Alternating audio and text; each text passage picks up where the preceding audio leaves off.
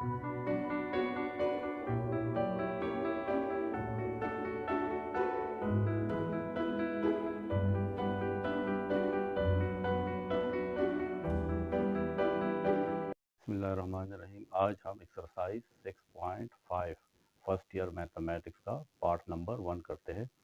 ये हमारा lecture number 73 है। इसमें हम कुछ डिफिनीशन, लॉज और एग्जांपल डिस्कस करेंगे। एक्सरसाइज 6.5 पार्ट 2 में हम क्वेश्चन नंबर 1 से लेकर क्वेश्चन नंबर 5 तक सॉल्व करेंगे। ये हमारा लेक्चर नंबर 74 होगा। और एक्सरसाइज 6.5 पार्ट 3, इसमें हम क्वेश्चन नंबर 6 से लेकर क्वेश्चन नंबर 10 तक सॉल्व करेंगे। ये हमारा लेक्चर नंबर 75 होगा। इस एक्सरसाइज में कुछ लॉज हैं, जिसमें फर्स्ट हमारे पास probability of A union B है। वो इक्वल है probability of A plus probability of B minus probability of A intersection B. इसको हमें प्रूफ करना है। हमारे पास कुछ सेट्स हैं, इस तरह ए हमारे पास सेट है और बी। ये दोनों सेट अगर डिसजॉइंट है, यानी सेट ए के एलिमेंट सेट बी में नहीं है और सेट बी के एलिमेंट सेट ए में नहीं है, ये दो अलग अलग सेट्स हैं जिसमें कोई भी एलिमेंट कॉमन नहीं है, तो इसको हम कहते हैं A and B are disjoint set. अगर सेट ए और सेट बी में कुछ हिस्सा, देखें ये जगह कॉमन है, तो इसको हम ओवरलैपिंग कहते हैं कि A and B are overlapping, यानी ए और बी जो सेट्स है उसमें कुछ ना कुछ हिस्सा जो है वो आपस में कॉमन है। तीसरा हमारे पास B is the subset of A, यानी ए बड़ा सेट है और बी इसका छोटा सेट है, इसका सबसेट है, और बी के तमाम एलिमेंट्स ए में मौजूद है। अगर फॉर एग्जांपल ए हमारे पास 1 2 3 4 5 अप टू 10 है और बी में हमारे पास 1 2 3 4 5 तक एलिमेंट्स हैं, तो फिर बी के तमाम एलिमेंट्स सेट ए में शामिल है। इसको हम इस तरीके से रिप्रेजेंट करते हैं। अब हम इस थ्योरम को प्रूव करते हैं। इसमें हमारे पास ये एक इवेंट है जो इन दो इवेंट्स का यूनियन है। We can find the probability of an event if the event is the union और intersection of two other events. अगर हमारे पास ये एक इवेंट है, हमें इसकी प्रोबेबिलिटी फाइंड करनी है और ये दो इवेंट्स का यूनियन है। अब हम वो प्रोबेबिलिटी फाइंड करेंगे जिसमें हमने एक इवेंट की प्रोबेबिलिटी फाइंड करनी है जो 2 3 या 4 इवेंट्स का यूनियन है या इंटरसेक्शन है। पहले हम जो थ्योरम पढ़ रहे हैं उसमें हमें probability of A union B find करनी है, यानी हमें एक ऐसा इवेंट फाइंड करना है जो दो इवेंट्स का यूनियन है। एक इवेंट है इवेंट ए और दूसरा इवेंट है इवेंट बी। तो अब हमें इसको प्रूफ करना है। प्रूफ के लिए हम ये वेन डायग्राम यूज़ करते हैं। इसमें ये हमारे पास टोटल सैम्पल स्पेस है। ये जो रेक्टेंगल है ये किसको शो करता है? सैम्पल स्पेस को। ये हमारे पास तमाम पॉसिबल आउटकम्स हैं, इसको हम सैम्पल स्पेस कहते हैं। इसमें दो इवेंट्स हैं, एक इवेंट ए है और एक इवेंट बी है। इवेंट ए और इवेंट बी डिसजॉइंट सेट्स नहीं है, बल्कि इवेंट ए और इवेंट बी में कुछ एलिमेंट्स कॉमन भी हैं। इस वजह से यहाँ पे देखें ए इंटरसेक्शन बी लिखा हुआ है, यानी ये वाला हिस्सा सेट ए में भी है और ये वाला हिस्सा सेट बी में भी है। तो ये जगह जो है या ये पोर्शन इन दोनों सेट्स में कॉमन है या इन दोनों इवेंट्स में कॉमन है। Number of elements in A union B. First of all अब हम ये देखते हैं कि ए यूनियन बी में कितने एलिमेंट्स हैं। Number of elements in A union B, तो वो किसके इक्वल होगा? Number of elements of A plus number of elements of B minus number of elements of A intersection B. A union B, इन दोनों sets में कितने elements हैं? तो यूनियन है, यूनियन का मतलब है कि ए में जितने एलिमेंट्स हैं उसको हम लिखते हैं number of elements in A. फिर बी में कितने एलिमेंट्स हैं? Number of elements in B. लेकिन जब हम number of elements in A लेते हैं तो इसमें ये कॉमन वाले वैल्यूज भी आ जाते हैं। अगर हम यहाँ पे देखें 1 2 3 4, यहाँ पे है 4 5 6 7, तो ए में कितने एलिमेंट्स हैं? 1 2 3 4, तो नंबर ऑफ एलिमेंट्स ऑफ ए। फिर बी में कितने एलिमेंट्स हैं? वो भी 4 है, 1 2 3 एंड 4, तो number of elements in B भी 4 है। अब ये जो 4 है, ये देखें हमने इसके साथ भी लिख लिया है और इसके साथ भी लिख लिया है। इसका मतलब है कि ये दोनों में आ गया है, ये 4 रिपीट हो रहा है। इस वजह से हमें इस 4 को माइनस करना है, क्योंकि जब हम कहते हैं नंबर ऑफ एलिमेंट्स इन ए तो 1 2 3 4 आ जाते हैं। अब जब हम एलिमेंट्स ऑफ बी लिख रहे हैं तो फिर हमें 4 5 6 लिखना चाहिए, 4 नहीं लिखना चाहिए, क्योंकि 4 तो इसमें आ गया है। ए यूनियन बी में टोटल एलिमेंट्स तो फिर 1 2 3 4 5 6 7 आने चाहिए। अगर हम यहाँ पे नंबर ऑफ एलिमेंट्स 4 लिखते हैं और यहाँ पे number of elements in B भी 4 लिखते हैं, ये तो 8 हो जाते हैं। इस वजह से हमें number of elements of A intersection B, और वो क्या है? 1 है, इसको माइनस करना है। तो 4 + 4 8 - 1 7। तो अब हमारे पास number of elements of A union B correct आता है।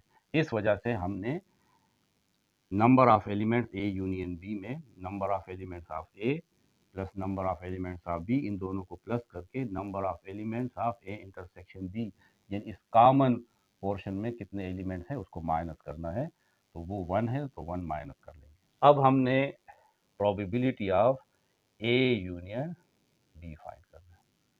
तो प्रोबेबिलिटी ऑफ इवेंट ए अगर हम इससे पहले फाइंड कर रहे थे तो वो क्या था? प्रोबेबिलिटी ऑफ, अगर कोई इवेंट है ए तो उसकी प्रोबेबिलिटी क्या थी? Number of elements in A divided by number of elements in sample space S. Event A में कितने एलिमेंट्स हैं और पूरे सैंपल स्पेस में कितने एलिमेंट्स हैं, इनको आपस में डिवाइड करते तो हमें प्रोबेबिलिटी ऑफ इवेंट ए आता। क्योंकि यहाँ पे ए यूनियन बी है तो number of elements of A union B, यहाँ पे देखें ए इवेंट है तो यहाँ पे number of elements of A है, यहाँ पे ए यूनियन बी है तो number of elements of A union B divided by number of elements in sample space. Number of elements of A union B में हम ये लिखेंगे number of elements of A plus number of elements in B minus number of elements of A intersection B and number of elements of sample space। अब ये number of elements of S, इससे ये सब divide होंगे तो अलग अलग लिख लेते हैं। Number of elements of A divided by number of elements of S plus number of elements of B divided by number of elements in S minus number of elements of A intersection B divided by number of elements in sample space। So according to definition, number of elements of even A divided by number of elements of sample space, ये होगा probability of A plus ये probability of B minus number of elements of A intersection B divided by number of elements in sample space, तो ये होगा probability of A intersection। तो ये हमारा prove हो गया कि probability of A union B is equal to probability of A plus probability of B minus probability of A intersection B. अब कोरोलरी 1 है। कोरोलरी 1 का मतलब है कि हम इस थ्योरम से जो हमने प्रूफ किया है इससे हम कुछ और रिजल्ट भी हासिल कर सकते हैं। वो ये है कि if A and B are mutually exclusive events then probability of A union B is equal to probability of A plus probability of B। ये रिजल्ट हमारे पास तब आता है जब दो इवेंट्स ए और बी में कुछ कॉमन भी हो। अगर ये दोनों इवेंट्स म्यूचुअली एक्सक्लूसिव हैं, यानी डिसजॉइंट सेट्स हैं, ए और बी में कुछ कॉमन नहीं है, तो फिर probability of A union B इसके इक्वल होगा। तो इसे हमने अप्रूव करना है कि since event A and B are mutually exclusive events है, इसमें कुछ भी कॉमन नहीं है, इन दोनों इवेंट्स में, यानी A intersection B empty set है, तो फिर probability of A intersection B और एम्प्टी सेट की प्रोबेबिलिटी हमारे पास 0 है, यानी इस इवेंट में कुछ है ही नहीं, तो इसकी कोई प्रोबेबिलिटी नहीं होगी। अब हमारे पास ये फार्मूला है, probability of A union B is equal to probability of A plus probability of B minus probability of A intersection B। Probability of A plus probability of B minus और probability of A intersection B 0, हमारे पास result आ जाएगा probability of A plus probability of B। तो probability of A union B इसके equal है। अब corollary 2 है, यानी अगर हमारे पास बहुत सारे इवेंट्स हैं A1 A2 A3 up to AN और ये म्यूचुअली एक्सक्लूसिव है, यानी इसमें कुछ भी कॉमन नहीं है, इन तमाम इवेंट्स में कुछ भी कॉमन नहीं, आर म्यूचुअली एक्सक्लूसिव इवेंट्स, तो फिर probability of event 1 union probability of event 2 union probability of event 3 union probability of AN, ये इक्वल होगा probability of A1 plus probability of A2 plus probability of A3 up to probability of AN। इन तमाम events की probability, यानी अगर हम इसका union लें तो वो होगा probability of A1 plus probability of A2 plus probability of A3 और लास्ट में प्रोबेबिलिटी ऑफ AN, यानी जितने भी इवेंट्स है उसकी प्रोबेबिलिटी को ऐड कर देना है, तो वो हमारे पास probability of A1 union A2 up to AN आ जाए। अब एग्जांपल 22 है, one integer is chosen at random from the numbers 1 2 3 up to 50। हमारे पास सैंपल स्पेस है, एक सेट है जिसमें 1 2 3 अप टू 50 नंबर्स है। पहला इवेंट क्या है, what is the probability that the chosen number is divisible by 6 or 8। First event है, वो नंबर हमने इस सैंपल स्पेस में से चूज करने हैं जो 6 पे डिवाइड होते हैं, उसको हम इवेंट ए कहेंगे। नंबर इज डिविजिबल बाय 6, तो इसमें हमारे पास कौन से नंबर आएंगे, वो नंबर जो 6 के टेबल में आते हैं, लेकिन हमने 50 से आगे नहीं जाना। 6 12 18 24 30 36 42 एंड 48, ये वो नंबर हैं जो 6 पे डिवाइड होते हैं, यानी 6 के टेबल में आते हैं। दूसरा इवेंट है वो नंबर जो डिवाइड होते हैं 8 के ऊपर, तो सेकंड इवेंट बी है, नंबर इज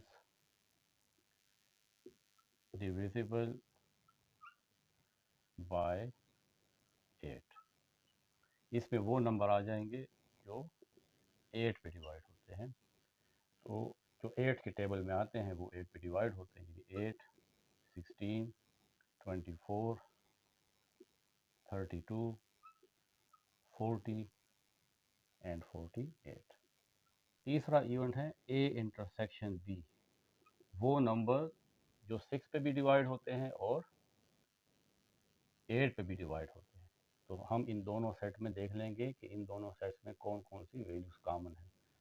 तो 24 है और 48 है। फाइंड क्या करना है, what is the probability that the chosen number is divisible by 6 और 8। वो नंबर जो 6 पे डिवाइड होते हैं या 8 पे डिवाइड होते हैं, उनकी प्रोबेबिलिटी फाइंड करना है।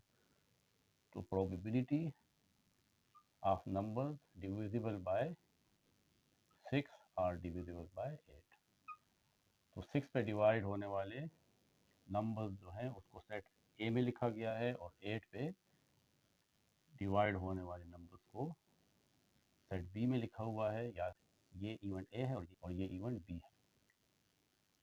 तो हमने प्रोबेबिलिटी ऑफ ए और बी, यहाँ पे देखें और है, तो ये और जो है इसके लिए यूनियन यूज होता है, 6 पे डिवाइड होने वाले या 8 पे डिवाइड होने वाले। हमारे पास फार्मूला है probability of A union B is equal to probability of event A plus probability of event B minus probability of A intersection B.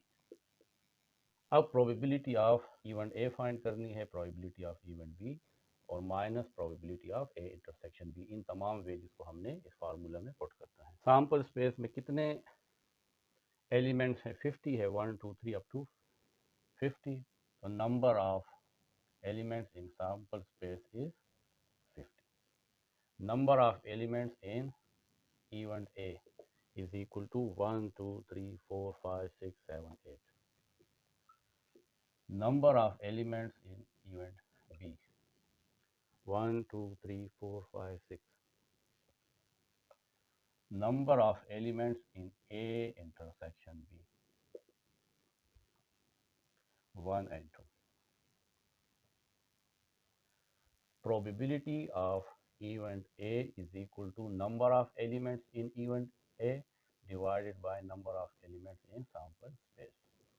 Number of elements in event A is 8 and total elements in sample space is 50. तो ये आ गया 8/50. Simplify इसको बाद में कर लेंगे. Probability of event B is equal to number of elements in event B divided by number of elements in sample space. Number of elements in event B is 6 and number of elements in sample space is 50. Probability of A intersection B, number of elements in A intersection B divided by number of elements in sample space S. Number of elements in A intersection B 2. Number of elements in sample space is 50. अब हम इस equation को use करते हैं using equation 1 या putting the values in equation 1.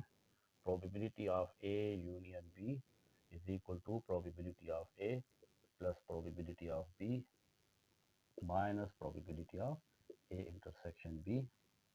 Probability of A is 8/50. Probability of B is 6/50 minus probability of A intersection B 2/50.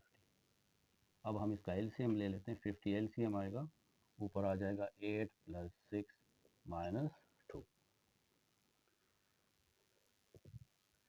Probability of A union B is equal to 8 + 6 14, 14 - 2 is 12 divided by 50. इसको 2 पे divide करते हैं. 2 6 are 12, 2 25 are 50, 6/25. Probability of A union B.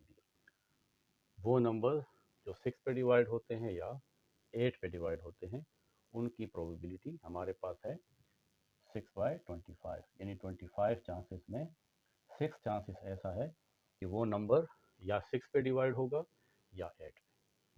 Example 23 है कि if 2 dice are rolled find the probability of obtaining a total of 7 और 11.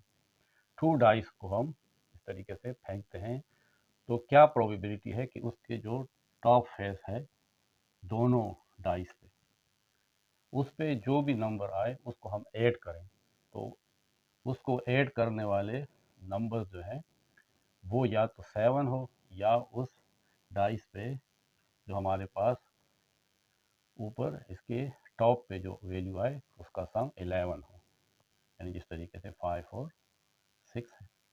तो क्या probability है? पहले तो हम सैंपल स्पेस फाइंड करते हैं, तमाम पॉसिबल आउटकम कि क्या क्या आउटकम आ सकते हैं. तो डाइस के ऊपर हमारे पास 6 नंबर होते हैं 1 2 3 4 5 एंड 6। 2 डाइस हैं तो इस पे कितने आउटकम होंगे, तो आप कंसिडर करें कि आपके पास 2 सेट हैं। एक सेट भी 1 2 3 4 5 6 है और दूसरा सेट भी 1 2 3 4 5 और 6 है। आपने इसका कार्टेशियन प्रोडक्ट फाइंड करना है जो आप क्लास 10 में फाइंड करते थे। यानी 1 1 आपके पास 1 1 भी आ सकता है, 1 2 1 3 1 4 1 5 1 6। यानी इस 1 के साथ आपने इन तमाम की पेयर बना ली। अब इस 2 के साथ इस तमाम की पेयर बनाएंगे। 2 1 2 2 2 3 2 4 2 5 2 6।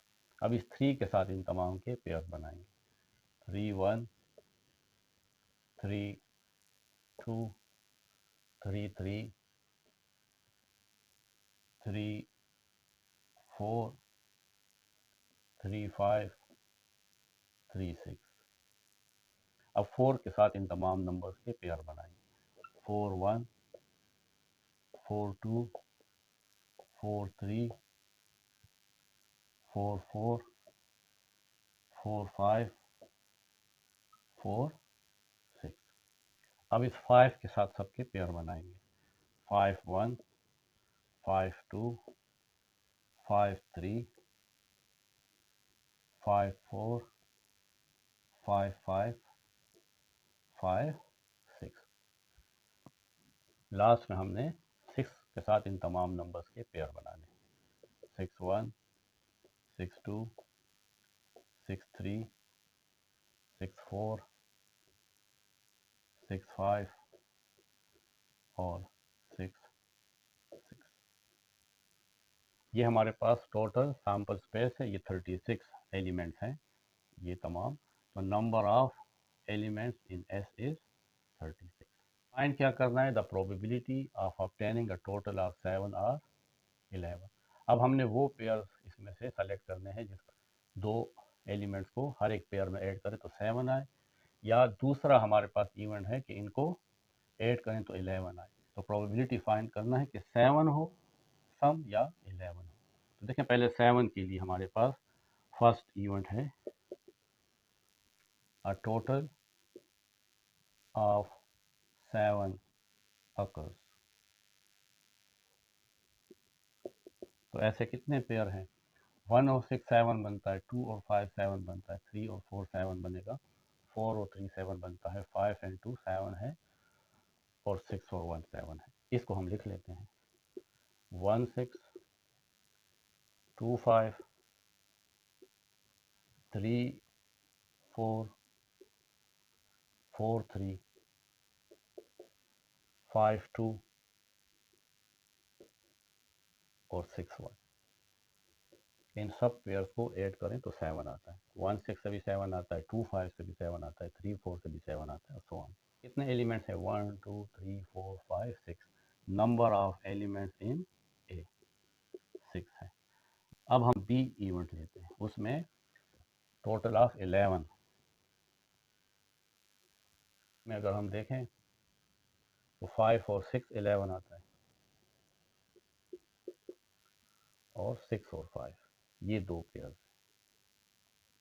ये हमारे पास number of elements in event B 1 and 2 pair है, यानी 2 elements.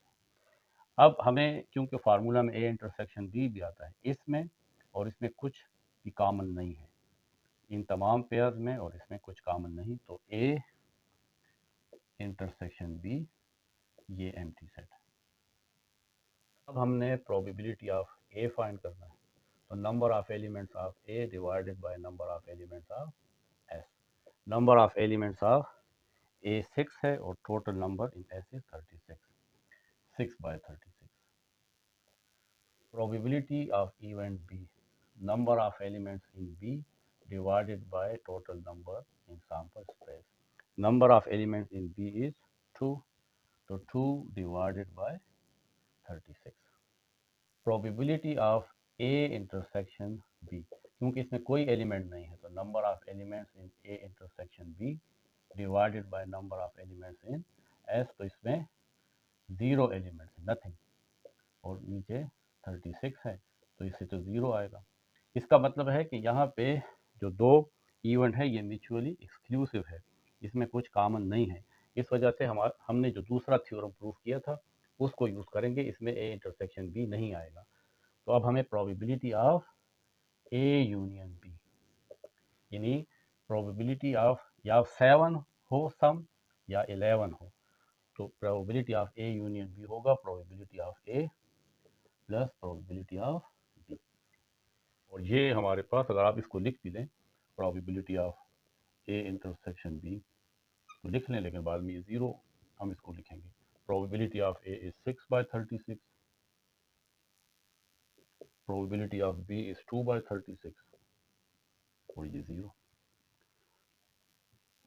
Probability of A union B, इन दोनों का एलसीएम 36, ऊपर आ जाएगा 6 + 2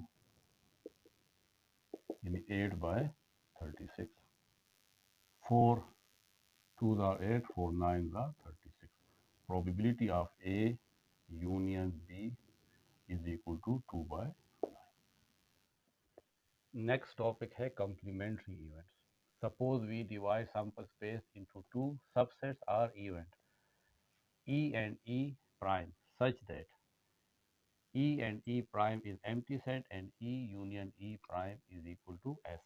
तो ये फिर एक दूसरे के कॉम्प्लीमेंट्री इवेंट्स होंगे। सपोज आप इसको एग्जांपल से समझ लें कि हमारे पास 1 2 3 4 5 6 ये एक सैम्पल स्पेस है। इसमें इवेंट ए में कितने एलिमेंट्स हैं? 1 3 एंड 5। इवेंट बी, इसमें कितने एलिमेंट्स हैं? 2 4 6, 2 4 6। ये दोनों इवेंट्स एक दूसरे के कॉम्प्लीमेंट है।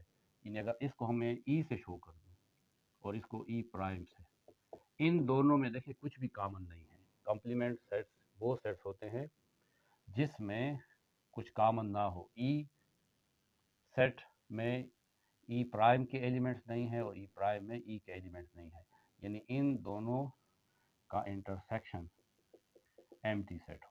पहली कंडीशन तो ये है। देखें ई एंड ई प्राइम ये एम्प्टी सेट हो। और अगर इसका यूनियन लिया जाए, ई यूनियन ई प्राइम, आपको पता है कि यूनियन में हम तमाम एलिमेंट्स लिखते हैं। ई के एलिमेंट्स भी लिखेंगे 1 3 5 और ई प्राइम के एलिमेंट्स भी लिखेंगे 2 4 6। इकट्ठा करके तरतीब से लिख लेते हैं 1 2 3 4 5 6। तो जब हमने इसका यूनियन लिया तो ये सैम्पल स्पेस आ गया। तो वो दो इवेंट एक दूसरे के कॉम्प्लीमेंट्री इवेंट होंगे जिसमें कुछ भी कॉमन ना हो, यानी उसका इंटरसेक्शन एम्प्टी सेट हो, और जब हम उसका यूनियन लें तो वो सैम्पल स्पेस अपने इस सेट के इक्वल हो। और ये दो सेट क्या है? सबसेट्स हैं। ई भी एस का सबसेट है और ई प्राइम भी एस का सबसेट है। ये हम क्लास 10 में कॉम्प्लीमेंट्री सेट्स पढ़ चुके हैं, जिसको हम u माइनस ए, यानी एक कॉम्प्लीमेंट को क्या कहते थे? u माइनस ए। तो u यहाँ पे अब s है और a यहाँ पे e है, तो e कॉम्प्लीमेंट क्या होगा? s minus e।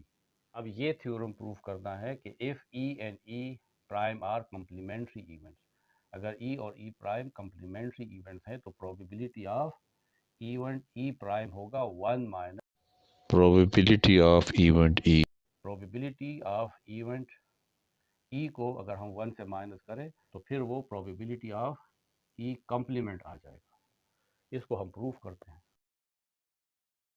इस रिजल्ट को लेते हैं कि ई और ई प्राइम इससे सेट एस आता है, ये सैम्पल स्पेस। अगर हम इसकी प्रोबेबिलिटीज हैं, probability of E union E complement, तो इस साइड पे भी प्रोबेबिलिटी ऑफ सैम्पल स्पेस लेंगे। अगर हमारे पास probability of event A find करना है तो वो हमारे पास होता है number of elements of event A divided by number of elements of sample space S. यहाँ पे probability of event E union E prime है तो ये होगा number of elements in E union E prime divided by number of elements in sample space S is equal to probability of sample space S, number of sample space S divided by number of sample space S। क्योंकि यहाँ पे probability of S है तो ऊपर क्योंकि हम S ही की probability find कर रहे हैं तो number of samples, number of elements in sample space divided by number of elements in sample space।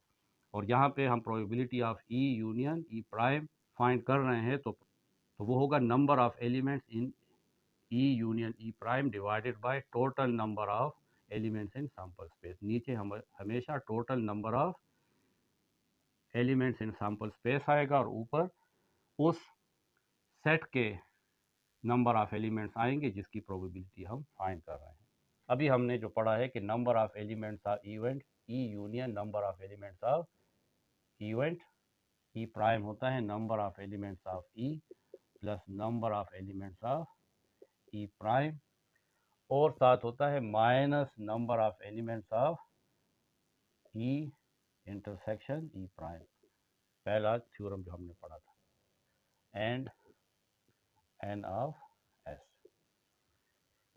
Is equal to, ये आपस में कैंसिल हो जाते हैं, इससे 1 आ जाएगा।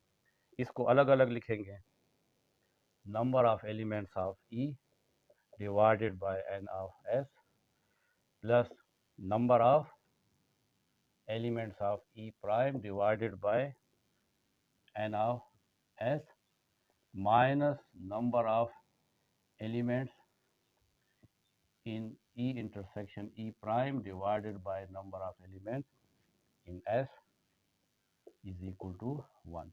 Number of elements of E divided by number of elements in S ये होता है probability of E। Number of elements of E prime divided by number of elements in sample space ये probability of event E prime होगा minus.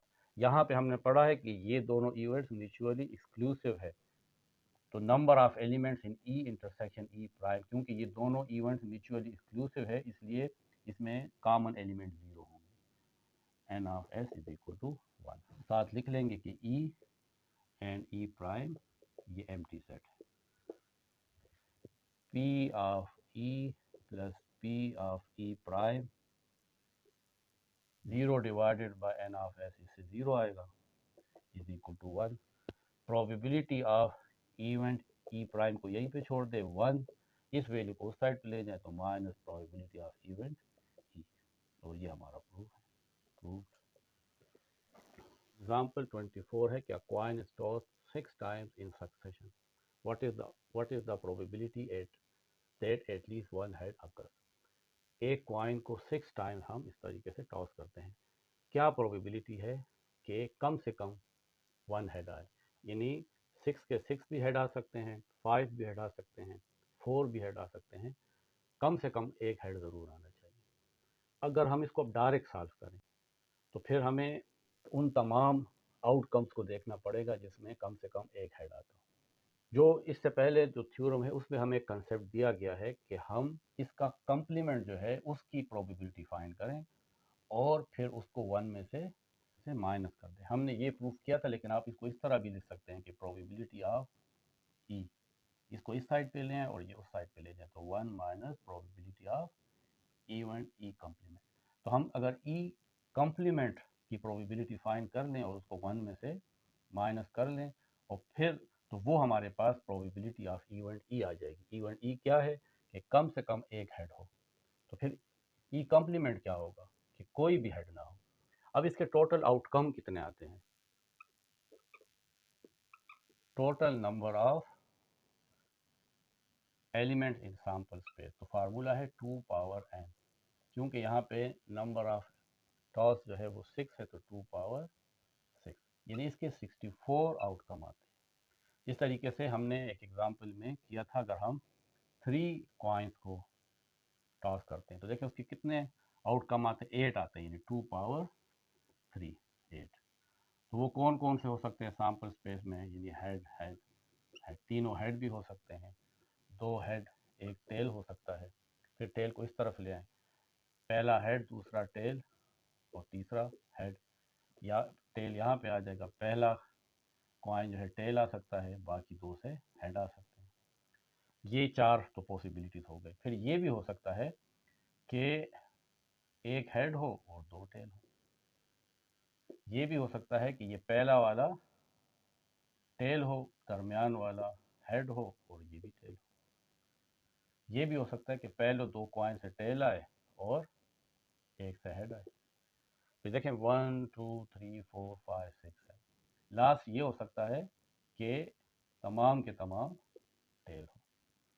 तो अगर आप देखें तो इस 8 के पॉसिबल आउटकम में इसमें से 7 ऐसे हमारे पास आउटकम है, 7 जिसमें कम से कम एक हेड ज़रूर मौजूद है यहाँ पे। और तो इसकी प्रोबेबिलिटी ऑफ हेड जो है, प्रोबेबिलिटी ऑफ हेड वो 7/8 है। और प्रोबेबिलिटी ऑफ टेल कितनी है, वो 1/8, यानी एक ऐसा इसमें आउटकम है जिसमें तमाम के तमाम क्या है, टेल है। यही कंसेप्ट यहाँ पे यूज़ हुआ है। इसके अगर हम इस तरह आउटकम बनाएंगे तो 64 आउटकम बनेंगे। यानी इस तरह ड्रा करना ज़रा बहुत मुश्किल है, लेकिन अब हमें इससे पता लग रहा है कि सिर्फ एक पॉसिबिलिटी ऐसी होगी जिस तरह ये लास्ट है, जिसमें तमाम के तमाम यानी 6 के 6 कॉइन में से टेल आता है। कितने में से, 64 में से। तो 64 में से ये जो तमाम के तमाम टेल आ रहे हैं, ये एक आउटकम है। तो 1/64 जो है ये क्या है, ये हमारे पास टेल्स आ रहे हैं। तो फिर हेड कितने होंगे, बाकी तमाम हेड होंगे तो कितने होंगे, 63 होंगे, क्योंकि टोटल 64 है। तो वो तमाम आउटकम जिसमें एक हेड होगा वो 64 में से 63 होंगे। तो एक तो डायरेक्ट तरीका है कि आप 63/64 कर दें। एक हम ये वाला कंसेप्ट यूज़ करेंगे कि हम probability of event E complement find कर लेंगे और फिर इस फार्मूले में से 1 में से माइनस कर लेंगे, तो वो आ जाएगा प्रोबेबिलिटी ऑफ इवेंट ई।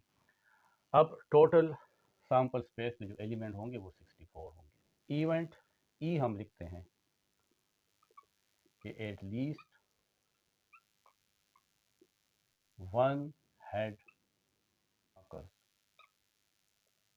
तो फिर इसका कॉम्प्लीमेंट क्या होगा, जिसमें कोई भी हेड ना हो, नो हेड अकर्स। तो इसकी प्रोबेबिलिटी क्या होगी, probability of E complement, number of elements in E complement divided by total number of sample space. तो number of elements in E complement, तो नो हेड अकर्स वो मैंने आपसे कहा था सिर्फ एक ही आता है तमाम आउटकम में, सिर्फ वो लास्ट वाला ऐसा आउटकम है जिसमें देखें वहाँ पे 3 टेल्स आ रहे हैं, और अगर 6 कॉइन होंगे तो 6 के 6 हमारे पास टेल होंगे। तो ये हमारे पास 1 है आउट ऑफ 64। तो हमने तो ये फाइंड करना है कि प्रोबेबिलिटी ऑफ इवेंट ई कितनी होगी जिसमें कम से कम 1 हेड हो।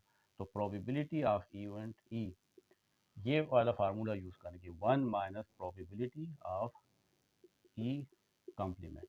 तो 1 minus probability of E complement is 1/64। तो यहाँ पे आया 64, 64 1 के साथ मल्टीप्लाई होगा तो 64 माइनस ये 64 और ये 64 कैंसिल 1। तो probability of event E is equal to 64 minus 1, 63 divided by 64। तो देखिए वही चीज़ आई है जो हम डायरेक्ट भी कर सकते थे, लेकिन हमने इस फार्मूला की मदद से, इस थ्योरम की मदद से फाइंड किया कि अगर आपको ई कॉम्प्लीमेंट फाइंड हो तो फिर आप प्रोबेबिलिटी ऑफ ई फाइंड कर सकते हैं। ये सिर्फ आपको समझाने के लिए था, आपको ये सोल्यूशन है। नेक्स्ट टॉपिक है conditional probability.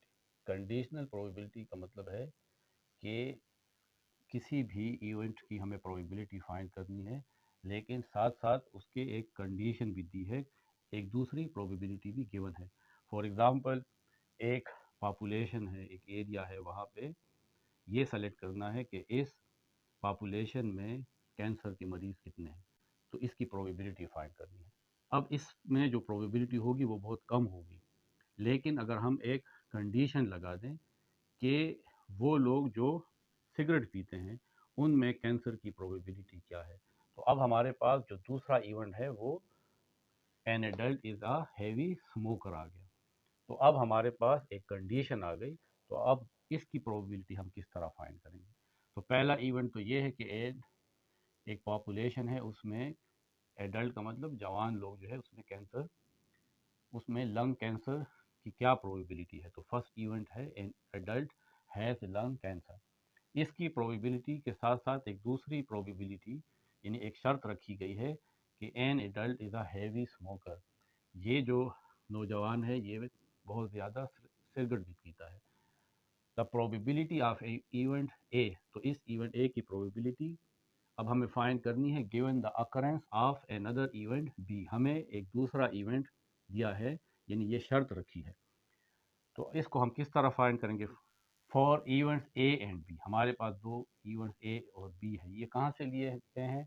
In an sample space, S एक सैम्पल स्पेस है, उसमें से हमने ए और बी दो इवेंट्स लिए हैं। The conditional probability of A given B is, अब हमें इस इवेंट ए की प्रोबेबिलिटी फाइंड करनी है, लेकिन एक दूसरा इवेंट भी गिवन है जो बी से शो किया गया है। तो हम इसको इस तरह डिफाइन करेंगे कि probability of A given B वो इक्वल होगा probability of A intersection B, यानी दोनों इवेंट्स का इंटरसेक्शन, वो जो एडल्ट है वो उसमें लंग कैंसर हो, लेकिन साथ साथ वो एडल्ट जो है वो हैवी स्मोकर भी हो। तो क्योंकि ये अब इसमें कंबाइंड बात आ गई है, इस वजह से हम इसका इंटरसेक्शन लेंगे और फिर डिवाइड करेंगे इस कंडीशन के ऊपर। तो ये हमारे पास probability of A given B है। अगर प्रोबेबिलिटी ऑफ बी कोई इवेंट हो, इसकी प्रोबेबिलिटी फाइंड करनी है और ए इवेंट गिवन हो, तो फिर वो इस तरह आएगा probability of A intersection B divided by probability of A. जो कंडीशन गिवन है उसकी प्रोबेबिलिटी को नीचे लिखना है। साथ साथ ये भी कहा है कि ये जो प्रोबेबिलिटी ऑफ बी होगी ये पॉजिटिव होगी, ग्रेटर देन 0, और यहाँ पे probability of A greater than 0 होगी। प्रोबेबिलिटी ऑफ बी नेगेटिव हो भी नहीं सकती, यानी इसको आपने पॉजिटिव रखना है, और प्रोबेबिलिटी ऑफ बी को 0 भी नहीं होना चाहिए, वरना ये फिर अनडिफाइंड हो जाएगा। तो इससे हम एक और थ्योरम भी प्रूव कर सकते हैं या एक और रिजल्ट भी ले सकते हैं कि probability of A intersection B क्या होगा। तो इसको यहीं पे रहने दें, इस वैल्यू को इस साइड पे ले आए तो ये आ जाएगा Probability of A given B into probability of B. यहाँ पे एक मल्टीप्लिकेशन थ्योरम आ गया है कि probability of A intersection B क्या होगा, तो वो होगा प्रोबेबिलिटी ऑफ बी। इसको अगर इस तरह तरतीब से लिख लें, प्रोबेबिलिटी ऑफ बी, यानी जो गिवन हमारे पास प्रोबेबिलिटी है उसकी probability multiply by probability of A given B. तो ये हमारे पास एक और रिजल्ट इससे आ जाता है। या इसको हम इस तरह भी लिख सकते हैं कि probability of A intersection B is equal to, अब अगर यहाँ पे हमें ए गिवन है तो फिर आप लिखोगे probability of event A multiply probability of B given A. Question 25 है कि what is the probability of rolling a prime number in tossing a die. एक डाई है जिसमें 6 उसके फेसेस होते हैं, यानी टोटल हमारे पास उसका सैंपल स्पेस जो है एस, उसमें कितने एलिमेंट्स हैं? 6 है, 1 2 3 4 5 और 6, यानी number of elements in sample space is 6। Are rolling a prime number in tossing a die. पहला इवेंट है ए कि जब हम उसको रोल करते हैं तो उस पे जो आना चाहिए नंबर टॉप के ऊपर वो प्राइम नंबर हो। तो प्राइम नंबर वो नंबर हैं जो अपने आप पे डिवाइड होते हैं और 1 पे डिवाइड होते हैं, तो वो है 2 3 एंड 5। यानी इसके कितने एलिमेंट्स हैं? नंबर ऑफ एलिमेंट्स इन ए वो 3 है। गिवन, अब ये कंडीशन भी गिवन है, ये कंडीशन प्रोबेबिलिटी है that given that an odd number has turn up, face upper face के ऊपर जो नंबर आए वो ऑड हो। तो बी हमारे पास जो इवेंट है वो ऑड नंबर होने चाहिए, तो ऑड होता है 1 3 एंड 5। तो इवेंट बी में कितने एलिमेंट्स हैं? Number of elements in B 3। इन दोनों इवेंट्स में कॉमन कौन कौन से एलिमेंट्स हैं? तो ए इंटरसेक्शन बी 3 एंड 5। तो number of elements in A intersection B, इसमें 2 एलिमेंट्स। नाउ यूजिंग फार्मूला, क्या फार्मूला है? के probability of event A given event B. यानी हमें prime number, rolling a prime number तो हो, लेकिन साथ ये है कि वो प्राइम नंबर जो है वो ऑड भी हो। तो फिर प्रोबेबिलिटी ऑफ ए फाइंड करनी है गिवन बी। तो इसका फार्मूला है कि probability of A intersection B divided by probability of B. ये जो गिवन है कंडीशन, इस पे डिवाइड करें। इसको आप इक्वेशन 1 कर लें। अब हम इसकी प्रोबेबिलिटी पहले फाइंड कर लें। Probability of A intersection B, number of elements in A intersection B divided by total number in sample space. तो इसमें 2 एलिमेंट्स हैं ए इंटरसेक्शन बी में और टोटल 6 हैं। ये 6, तो यहाँ पे 6 लिख लेंगे। तो 2 1s are 2, 2 3s are 6, 1/3। Probability of event B, total number in B divided by n of S। total number in B is 3 और S में 6 हैं। तो 3/6, 3 1s are 3, 3 2s are 6, यानी 1/2। अब using equation 1, probability of A given B is equal to probability of A intersection B 1/3 divided by probability of B is 1/2। 1/3 इस divide को multiply में convert कर लें और ये 1/2 2/1 हो जाएगा। 1 × 2 is 2 और 3 × 1 is 3। तो probability of A given B. अब एग्जांपल 26 है। एन अर्न मीन जार या गुलदान containing 3 red and 7 green ball. Total ball कितने हैं? 3 रेड है एंड 7 ग्रीन। तो सोल्यूशन, टोटल बॉल हमारे पास 10 है, यानी number of elements in sample space is 10। जिसमें से रेड बॉल्स 3 हैं और ग्रीन बॉल 7। ये तो हमारा सैंपल स्पेस है। अब बॉल इज ड्रॉन, अब इस जार में से एक बॉल निकाला जाता है एंड नॉट रिप्लेस, उसको फिर दोबारा नहीं रखा जाता। एंड अनदर इज ड्रॉन, और फिर दूसरा निकाला जाता है। फाइंड द फॉलोइंग, दोनों दफ़ा जो बॉल निकाला जाए वो रेड और रेड हो। पहला बॉल भी रेड हो और दूसरा भी। दूसरा पार्ट है कि पहला रेड हो और दूसरा ग्रीन हो। तो फर्स्ट इवेंट जो है वो है कि the first ball is red.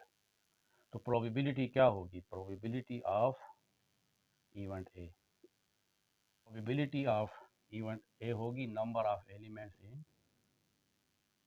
Event A divided by total number in sample space. तो इवेंट ए क्योंकि 3 बॉल्स हैं रेड, तो यहाँ पे लिख लेंगे 3 और टोटल 10 है। अब इवेंट बी, सेकंड बॉल जो है वो भी रेड हो। The second ball drawn is red. अब यहाँ पे probability of event B find करनी है, लेकिन इसमें कंडीशन है।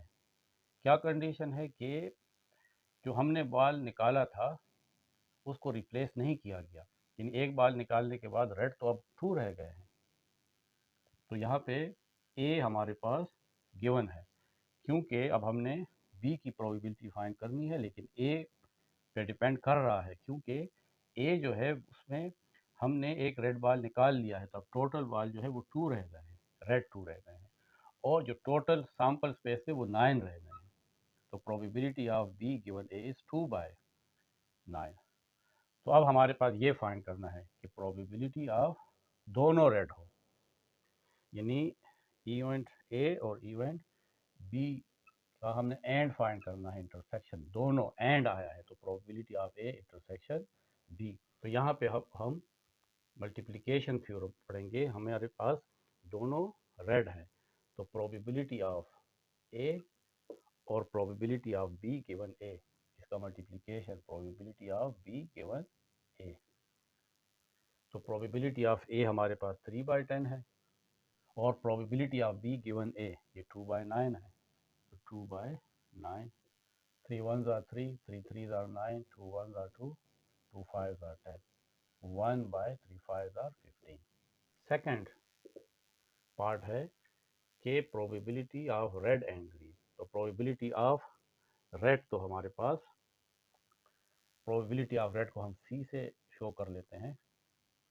The first ball drawn is red. तो इसकी प्रोबेबिलिटी क्या होगी, प्रोबेबिलिटी ऑफ सी, रेड 3 है और टोटल 10 है। दूसरा इवेंट जिसको हम डी से शो करते हैं, जो दूसरा बॉल निकाला जाए वो ग्रीन हो। The second ball drawn is green. तो अब हमने प्रोबेबिलिटी ऑफ डी फाइंड करनी है गिवन सी, क्योंकि सी में हमने एक रेड बॉल निकाल लिया है। तो ग्रीन हमारे पास 7 है और टोटल हमारे पास नंबर ऑफ एस हमारे पास अब 9 रहते हैं, क्योंकि एक जो पहले बॉल हमने निकाल लिया था रेड, अब तो वो नहीं है, तो टोटल 9 है। तो अब हमने probability of red and green,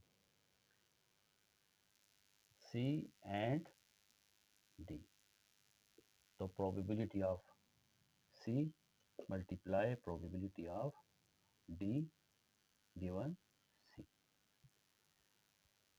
तो प्रोबेबिलिटी ऑफ सी है 3/10 और probability of D given C is 7/9, 3 1s are 3, 3 3s are 9, तो 7/3 multiplied 10 is 30। तो probability of C and D ये आ जाएगा 7/30। इसको इस तरह भी लिख सकते हैं, probability of red and green 7/30। इसको लास्ट में लिख सकते हैं probability of red and red.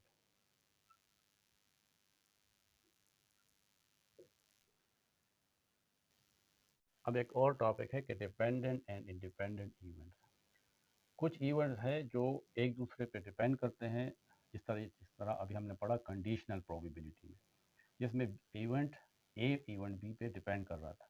कुछ ऐसे इवेंट्स हैं जो एक दूसरे पे डिपेंड नहीं करते, यानी वो इंडिपेंडेंट इवेंट है। जिस तरीके से अगर हम 2 कॉइन टॉस करते हैं, फर्स्ट हम एक दफ़ा कॉइन टॉस करते हैं, हेड आता है, अब दूसरी दफ़ा फिर इस कॉइन को टॉस करते हैं, तो अब ये डिपेंड नहीं करता कि पहले हेड आया है तो अब टेल आएगा, या पहले हेड आया है तो अब भी हेड आएगा। दूसरा इवेंट पहले इवेंट के साथ कोई ताल्लुक नहीं रखता, तो इसको हम इंडिपेंडेंट इवेंट कहते हैं। तो हमारे पास प्रोबेबिलिटी ऑफ इवेंट ए है और बी एक दूसरा इवेंट गिवन है, तो ये तो हमारे पास कंडीशनल प्रोबेबिलिटी है, यानी ए बी पे डिपेंड कर रहा है। और सिर्फ प्रोबेबिलिटी ऑफ इवेंट ए, ये दोनों अलग चीज़ें हैं। यहाँ पे probability of A given B है, यानी यहाँ पे ए की प्रोबेबिलिटी बी पे डिपेंड कर रही है और यहाँ पे ए की प्रोबेबिलिटी बी पे डिपेंड नहीं कर रही। लेकिन अगर ये इंडिपेंडेंट इवेंट है तो फिर probability of A less B जो होगा is equal to probability of A के इक्वल होगा, क्योंकि यहाँ पे प्रोबेबिलिटी ऑफ ए बी पे डिपेंड नहीं कर रही, तो आप उसको फिर प्रोबेबिलिटी ऑफ ए कह सकते हैं। अब हमारे पास एक थ्योरम है कि अगर ए और बी दो इंडिपेंडेंट इवेंट्स हैं, एक दूसरे पे डिपेंड नहीं कर रहे हैं, तो फिर probability of A intersection B is equal to probability of A into probability of B.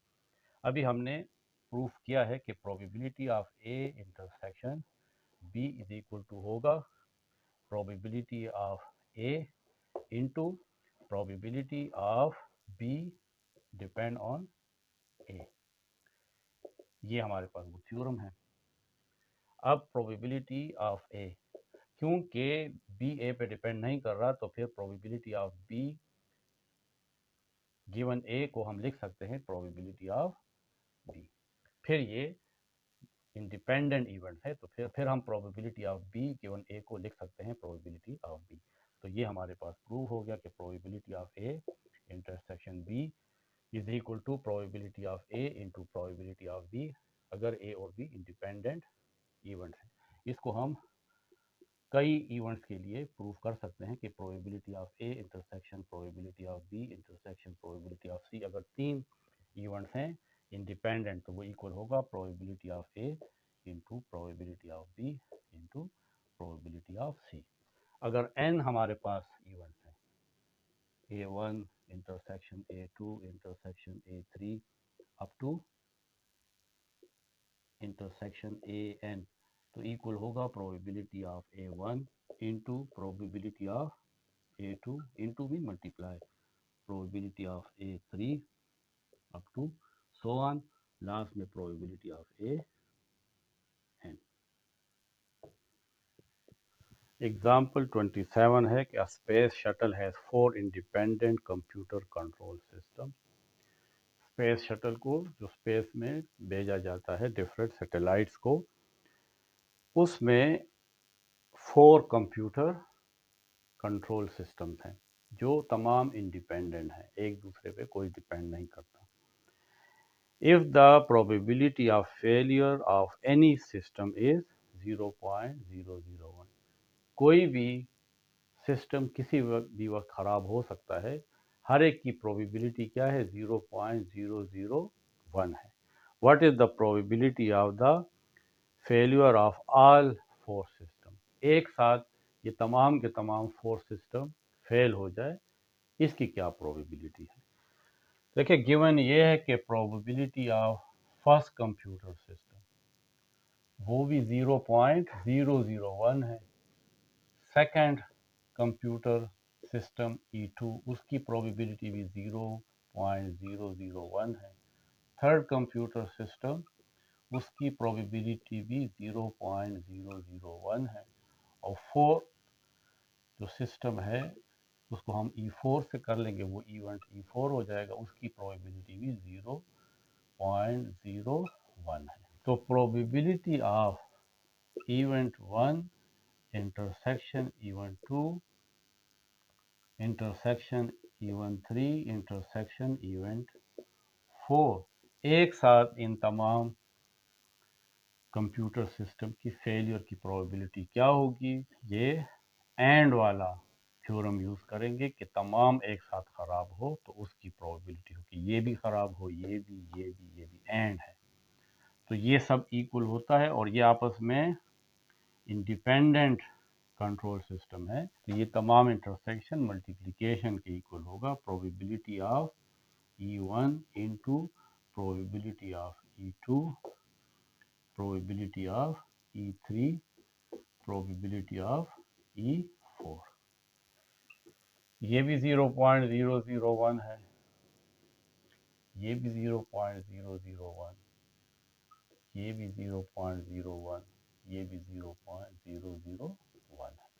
अगर हम इस सबको मल्टीप्लाई कर लें तो 1 1 1 1 1 को 4 दफ़ा मल्टीप्लाई करते हैं तो 1 आता है। अब पॉइंट कहाँ लगाएंगे, देखें यहाँ पे 0.3 के बाद है, यहाँ पे भी 0.3 के बाद है 6, 3 और 3 6, फिर यहाँ पे भी 0.3 के बाद है 9, यहाँ पे भी 0.3 के बाद है तो 12। तो अब ये जो डेसिमल पॉइंट है ये कहाँ लगेगा, 12 डिजिट्स के बाद, तो यहाँ पे तो 1 हो गया, बाकी डिजिट्स नहीं है, तो हमने 11 ज़ीरो डालने, 1 2 3 4 5 6 7 8 9 10 11। यहाँ पे पॉइंट लगा दे। शुरू में हम एक ज़ीरो इसलिए लगाते हैं कि इसमें कोई भी होल पार्ट नहीं है। तो ये इसका आंसर है। यानी देखें इस चारों के फेल्योर का जो प्रोबेबिलिटी है वो ना होने के बराबर है 0.00000000000001।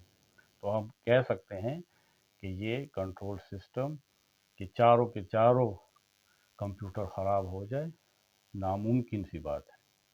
तो ये हमारी एक्सरसाइज 6.5 का पार्ट 1 था, जिसमें हमने एग्जाम्पल, डिफिनीशन और थ्योरम किए।